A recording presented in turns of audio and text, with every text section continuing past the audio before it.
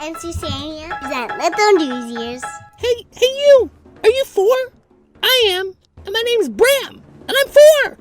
And I'm Jake, Bram's dad, but some people call me BoxerBlu. Blah! And here is the news. Hey, Dad? Yeah? I think we forgot to take off our masks. Oh gosh, I don't know how I forgot. You know, I keep feeling like I'm kissing myself. It's really gross. Let's just take this off. There we go, much better. Hi, everybody. Today is April 28th, 2020. Today is a Tuesday. It's actually National Superheroes Day. Yes, so we're not just talking about like superheroes like Superman and Wonder Woman and all of the folks from Zeusania, but we're talking about people who are in the front lines too. The front lines, like in war? Well, kind of, Bram. It's the doctors and the nurses and the paramedics and all those people who are out there helping. You know, not to mention, you know, I consider people working in supermarkets right now to be on the front line too. You know what I'm saying? It's very dangerous. Yes, it is. Dad, do you like the arts? Oh, I love the arts, as you know. Oh, good, because I have a couple things to tell you about the arts. You know, the first thing, I don't know if you know what the Great Depression was. Oh, the Great Depression. That was that time in American history and really world history, right? In the 1930s or so, when a lot of people lost their money. Yes, it's a long story, but yeah, people lost their money. And back then, the government, the President of the United States, Franklin Delano Roosevelt, also known as FDR, they actually gave people who were artists money. Oh, wow. Yeah, so back then, I don't know, there were like 2,500 murals made. A mural? Mural's like a big painting that's on a wall. Oh, like Guernica. Oh, is that a real thing? Yes, it's by Pablo Picasso. It's a very nice mural. Oh, yes. So anyway, back then they also gave, money to make 18,800 sculptures and 110,000 or something paintings. And so, one example of a great artwork that was made from the Federal Art Project back then, during the 1930s, the Great Depression, was Dorothea Lange's Migrant Mother. It's very poignant. Poignant? Poignant. It touches you. It makes you want to cry. Yes. So, so it would be nice if the government gave the artists out there who are struggling right now some money too. Oh, yes, but why is that not happening? Well, it's complicated. There are a couple reasons. President Trump, he considers himself to be kind of like an enemy of the arts. He doesn't really want to spend money on it. And a lot of people who have power in the United States, it's the same thing.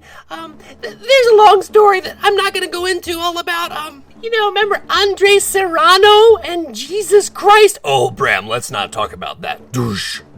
So, I'm gonna go outside today, Bram, and I'm gonna hug a tree. What? Yes, I'm gonna hug a tree for a good 5 minutes. That's what they're saying to do in Iceland. Iceland? Where's that again? Oh, Iceland is in Scandinavia. Scandinavia? It's a group of countries like Norway and Sweden. Oh, yes, okay. So what are you trying to do? Well, the Icelandic Forest Service, they're, of course, because of COVID-19, they're making paths that are wider so people aren't interacting with each other so much. And they're saying that, if you hug a tree for 5 minutes, it will relax you. Oh, that sounds weird. But actually, Bram, studies have shown that just being around trees, it actually brings down stress. Stress? Stress is like those feelings when you're nervous about things and you feel extra hyper. Oh, do I feel stressed right now when I eat candy? No, that's something totally different. Douche.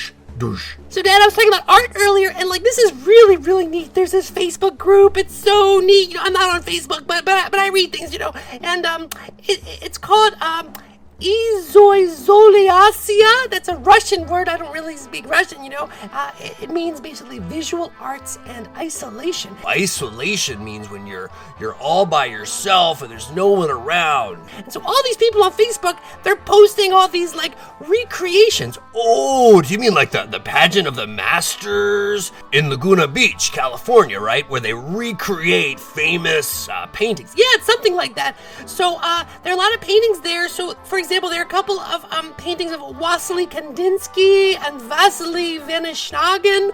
Oh, do all the artists in Russia, do they have the name Vasily? I don't think so. But anyway, they're doing all kinds of really creative things. Like they're using frozen dumplings as skulls, and they're taking air conditioning ducts and making it like, on their bodies And this group is really popular, right? yeah, it has like 540,000 members in it, right? So like, one more example, they have like rolls of toilet paper and an artwork called the apotheosis of quarantine. Oh, that sounds really cool. Yes, it does. Douche. Bram, I find Earth's history very fascinating. As everyone knows, as time goes on, Earth is going to change quite a bit. One day we'll be in Zeusania. But anyway, a while ago, you had people walking the Earth that were like humans, but not. Oh, yes. So we're called Homo sapiens, right? Right, a Homo sapien. That's like the humans of today. Yes, and so sometimes we see like commercials for like, I don't know, like some kind of auto insurance where they have like cavemen. Oh, cavemen. Yeah, so cavemen doesn't really make sense, but we say that, but really with a lot of times we think of cavemen, we think of Neanderthals. Neanderthals? Yeah, they were like these big, pre-Homo sapiens, right? They lived between 130,000 and 40,000 years ago, and they had like bigger bones, big chests. They were just like bigger, but they had like shorter arms and legs and stuff like that. And there was a time where they lived together with humans at the same time. Oh, that's really interesting.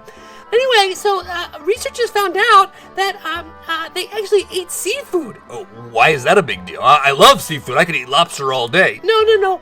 So it used to be scientists thought that Homo sapiens ate seafood, but they found in southern Portugal. Oh, very close to location 23. Yes. In a cave, actually, the cave of Figueira Brava, they found all of these middens. I don't know what a midden is, Bram. I don't have any idea what that is. Well, it's like an easy word to say, like piles and heaps and mounds. They call them middens, the scientists do anyway. And they found out that not only did Neanderthals eat mussels and crabs and fish, they also ate sharks and dolphin. Oh, blah. That sounds really weird. Yes, it does. Douche. So, those of you, who are kids or have kids, you're probably in some kind of online learning right now, right? You have a laptop, someone talking to you, whatever. But remember that not everybody has access to the internet. Yes! So there's this organization, it's called First Book. It has like 475,000 members. And, they're trying to give away about 8 million books to people who need it. Yes, because, as we all know, where our house is kind of going crazy. Like, what do we do? And a lot of kids out there, they just want to read. They just want to learn. And this organization, it sounds really good because, they're not only going to give books, but they're also going to try to give out laptops and things like that. So if you get the chance, try to find them online, go to First Book, and give a donation. That sounds like a really good idea. Well, everybody, speaking of creativity, I have to say Bram has been doing all kinds of really interesting things around the house. Oh, Dad, come on now. So for example, he made this thing here. It's a game where you have like a string and a ball and you try to hit the middle. Yeah, it's really cool. And then as you walk up the stairs of our little section of the science center, he has a little sign here for apple and a sign here for... What's that sign for? Oh, yeah, that's right. That sign's for cat. So upstairs there's a restaurant. When you go to the restaurant, you can get a cat in the restaurant. Oh, okay. And this is a map. See, that's a map of our house. And now, because of First Book, I'm going to make a new place where you can go and see the people at First Book. Bram, that doesn't make sense. Yes, it does. Okay, but I got to get working on this project.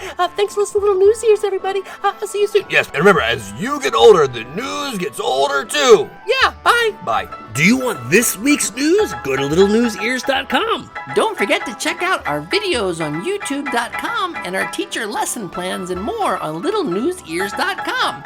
May your sweetness shine and your colors glow. Blah. Sources for today's broadcast include the New York Times, Mental Floss, and the BBC.